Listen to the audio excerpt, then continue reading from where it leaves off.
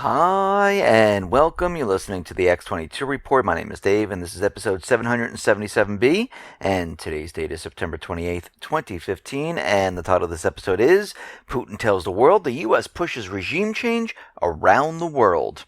Let's get right into the economic collapse geopolitical news. President Obama is continually telling us how transparent his administration is.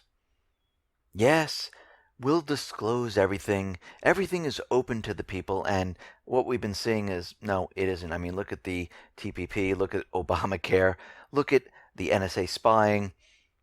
And now we have something new, the usaspending.gov.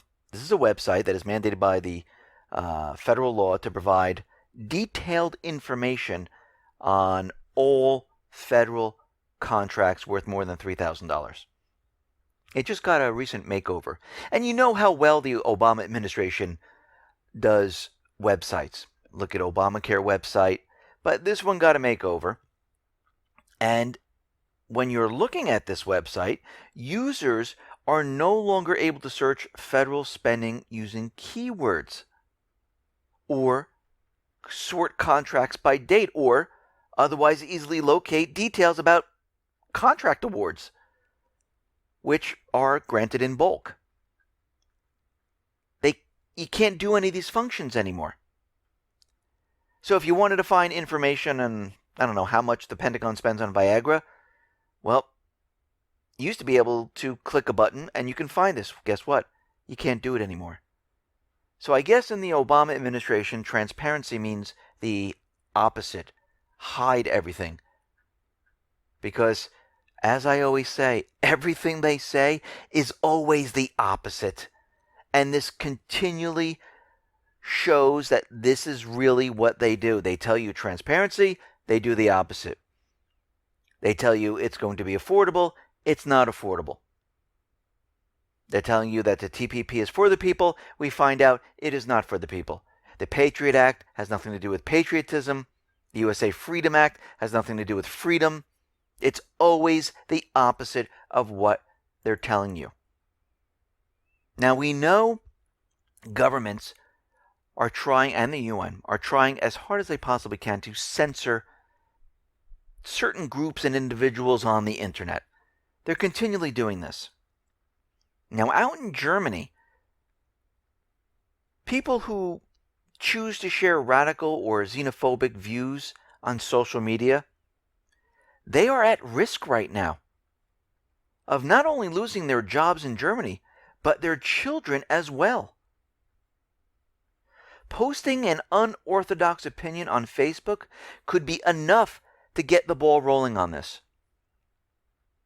They're trying to figure out any way possible to basically get rid of free speech. Just like the UN is coming in saying, oh, you're going to need a license to have your internet site up and running. Almost like the FCC does with network television. And if you don't abide by their rules, your license is pulled. And it seems like their main focus at this point is to control what people are saying, to stop people from speaking freely. Now, listen, they keep calling it hate speech. They keep saying, all these different things, but who makes the determination what is hate or what is not? Because in one person's view, that could be hate speech. In another person's view, it might not be. And this is the beauty of free speech. Free speech is, all speech is free. You're allowed to say whatever you want. Now, the general public, not the government, the general public might say, you know something? We don't agree with this. But you still can say it. They might not agree with it, and they might turn away from you. Just like if you post something on social media, you might have absolutely no one read this. If you post a video on YouTube, no one might watch it. And then eventually what happens as people continually do this, they say, okay, 0 views, 1 view, 0 views, I'm not going to do this anymore. But you're still allowed to say it. The government should not take your choice away. It's not their job. They're not our parents. And they don't make decisions for us. But this is what they're trying to do. They're trying to make decisions and trying to classify what people can or can't hear and give definitions for it. They're making the judgment call. And in the beginning, people say, well, that's okay. But what happens is you give them an inch, they take a foot. You give them a foot, they take a mile. And before you know it, you can't say anything. Look at political correctness today. You can't say anything. And soon, it will be worse than what we're seeing right now. And this is what we're talking about. When the founding fathers came up with where people can speak freely, they meant you can speak freely. The government cannot stop you. Agencies of the government cannot stop you. You don't need a license to do it. But countries are going to continually try. So we see this in France. We see this in Italy. We see this in Australia. We see it in Canada, US, Germany, UK, you name it. It's all over the place. Now we know Catalonia, they had their elections this weekend, and it looks like 72 Catalan deputies led Catalonia to independence. And they're saying that they're going to be pushing forward to secede from Spain. The pro-independence Together for a Yes coalition and their allies from the radical left-wing Popular Unity candidacy CUP secured 72 seats in the 135-member Catalan parliament. And they're saying, according to what just happened here, the victory gives the parties a clear mandate to form an independent state of Catalonia. So they're going to try to push this as hard as they can at this point. Now, out in Ukraine, we see David Cameron, the Prime Minister of the UK, has promised the Ukrainian president that he's going to dispatch military instructors to Ukraine. We already understand that the United States government, central bankers, and other countries already have military instructors, advisors, troops inside Ukraine, training the National Guard, training the regular army. Now, why do they have to continually bring in more and more of these military instructors, advisors? What reason is this for? And we can see they're nonstop. They're continually doing this. The United States right now is going to provide Kiev with 8 aviation border control systems. They're going to receive 2 aviation border control systems from the United States by the end of this year, and another 6 by 2016. The U.S. Aeros craft will provide the new system that have an early warning system to control border regions around the clock and identify the movements of enemy aircraft. Wow, when did the southeastern people get enemy aircraft? What are they planning and preparing to do here? Because everything the UK, the United States, and the other countries are doing right now are completely against the Minsk II ceasefire agreement. But they're doing it anyhow because they don't care, because they are getting ready for a major offensive. If you really go back in time and everything that they've been doing up to this point, it's all in preparation for what is coming. Remember, the Minsk II ceasefire agreement expires the end of this year. Right now, Kiev is not even looking at renewing it whatsoever. And they keep saying the Minsk II ceasefire is the only agreement. It's the only agreement. If it fails, there is no other agreement. If you notice, they continually use this meme non-stop. Now, Obama, he's been giving speeches at the UN General Assembly, and he is out there saying that America has few economic interests in Ukraine. We're really not interested in Ukraine whatsoever. You know, there's nothing there that we need or want. But what's very interesting, and we go back in time, we see John Kerry helped out his, I think it was his roommate, put him on a board for the gas supply companies.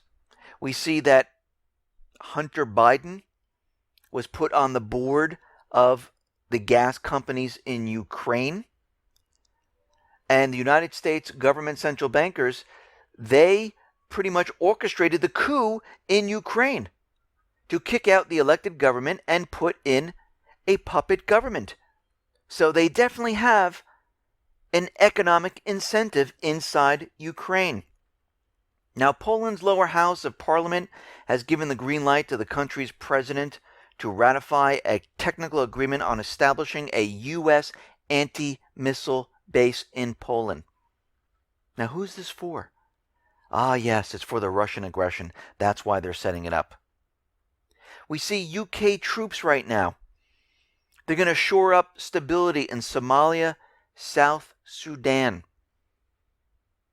They're going to bring in the troops to keep everything contained in these countries. Remember, the U.S. government, the central bankers, UK are in Africa. China and Russia are in Africa, coming head to head.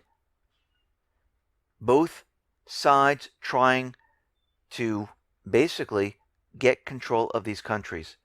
China and Russia are doing economically. UK, United States are doing it through terror. And we can see they're going to be bringing in 70 troops. And they will be then brought up to about 300.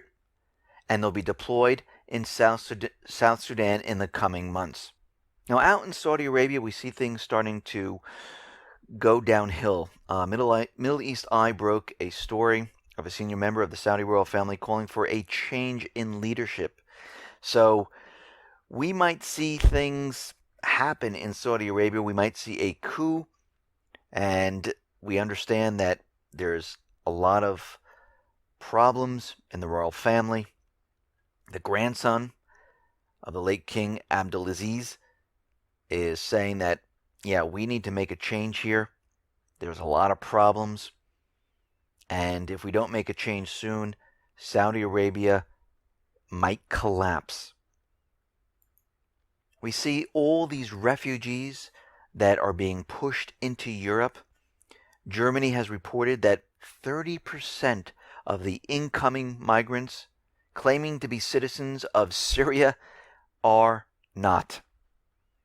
Interior Minister said that we're seeing fake Syrian passports, and there are signs of people claiming to be from Syria who don't speak a word of Arabic. So they're from all over the place, and we know that Turkey was continually taking more and more refugees on, keeping them in Turkey until the numbers hit in the millions, and then they just let them loose into Europe. So we're starting to see this refugee crisis was completely orchestrated, most likely by Turkey and the United States government central bankers. We see at this point there are warnings all over the place. We understand there's a huge warning in Libya where U.S. citizens must get out of Libya.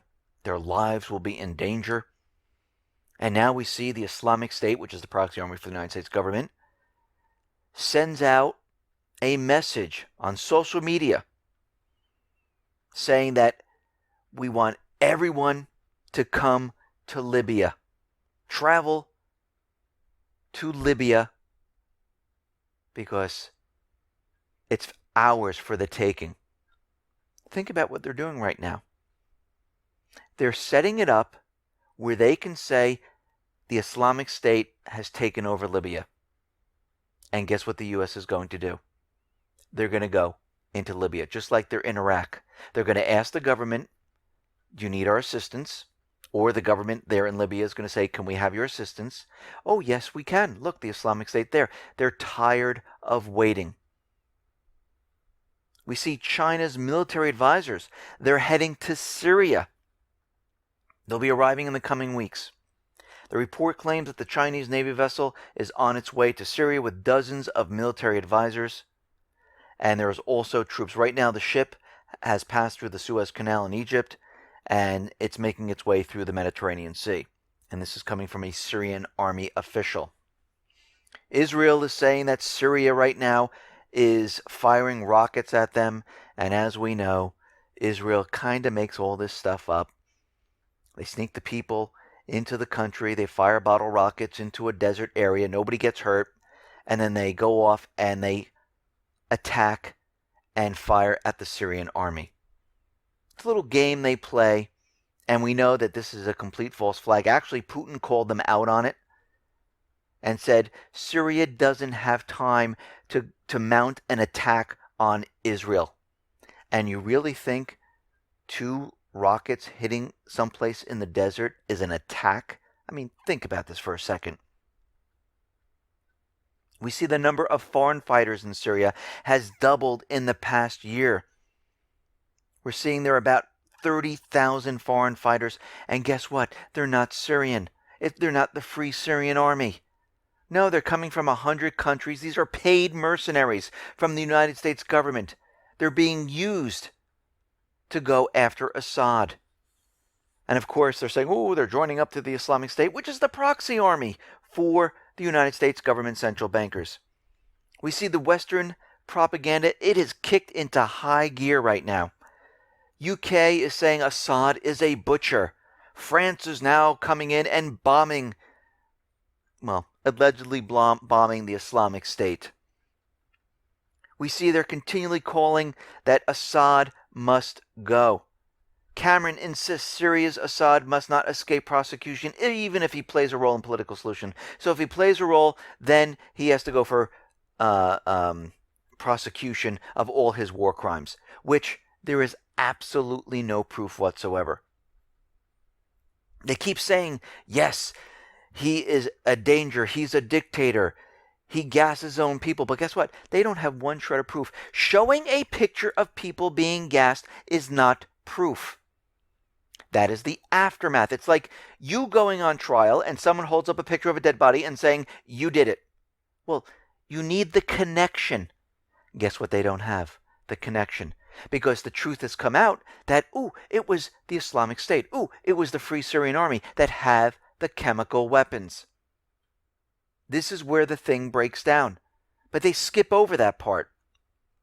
We see Syria right now is giving tanks to Hezbollah to beef up the forces. T-55s, T-72 tanks are now being distributed to all the forces. Now, Obama is out there, and he was giving, of course, the speech at the UN General Assembly, and he took the podium at the UN General Assembly on Monday, and he denounced the leader of Assad, accusing him of slaughtering children. Of course, he has no proof once again. Of course, he'll show pictures, which are absolutely meaningless because that's not proof. That's the aftermath of what happened. It doesn't show who did it. And, of course, Putin took the podium, and he pretty much said that the United States continually pushes regime change in the Middle East. And they've caused chaos in Iraq, Libya, and they're trying to do it in Syria. They want Western regime change. So he's calling out Obama right now. And if you notice, the private Western central bankers, the UK, the United States government, they are continually pushing the same tactic. They haven't changed. Their goal is to get Assad out of power. At this point, they don't care who knows anything about the Islamic State, if it's the proxy army of the U.S. government, or if it isn't. They don't care. All they know is they have to go for it. And this is what we see they're doing, which means they're getting desperate, which means they might do something, which means we might see a false flag. And we can see they are pushing this as hard as they possibly can. And all we're seeing right now is Assad bashing at this point. He is the elected government of Syria. Actually, the United States government, UK, and other nations signed a communique back in 2012 stating that if Assad was going to be removed, the only people that can do this are his people. No outside force can do this. Looks like the U.S. doesn't want to stick to that, which they never do. Of course, the U.S. is out there saying, well, we're going to coordinate and work with Russia as long as Russia does it their way, which Russia is not going to do. We see McCarthy as is out there, and as John Boehner is stepping down, McCarthy looks like he might take his place as the House Speaker. And he's already out there saying that we need U.S. boots on the ground in Syria. We need no-fly zones. And this is what he's pushing for. We need special forces on the ground. We need to get into this country and remove Assad. This is the whole entire push at this point. And it looks like the U.S. is accelerating their plans because they know we have the Chinese, we have Russia coming in. Is Russia going to attack? No. They're giving the equipment to Assad. They have the military advisors there training his forces on how to use it. They're very accurate.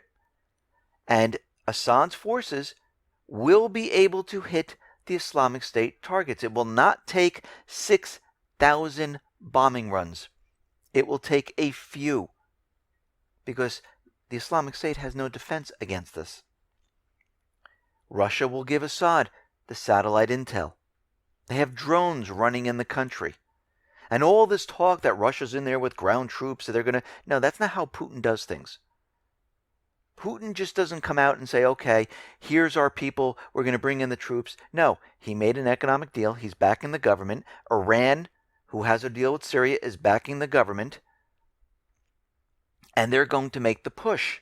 Putin is going to supply the weapons, which is completely legal because the elected government invited him in and said, we need your help. Actually, the invaders of Syria are the United States and the coalition. They weren't invited in there.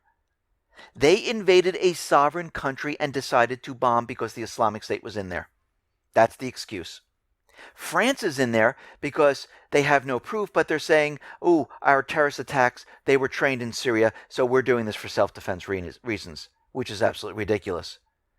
Because think about what they're saying. If the Islamic State was in the United States, could Mexico come in and make bombing runs? Can Syria come and make bombing? No! You'd be invading a sovereign country. But you can see all these excuses are absolutely made up propaganda. But this is what they're using. Listen, everyone, thanks a lot for listening. Be well, be safe, and especially be prepared. Thanks a lot.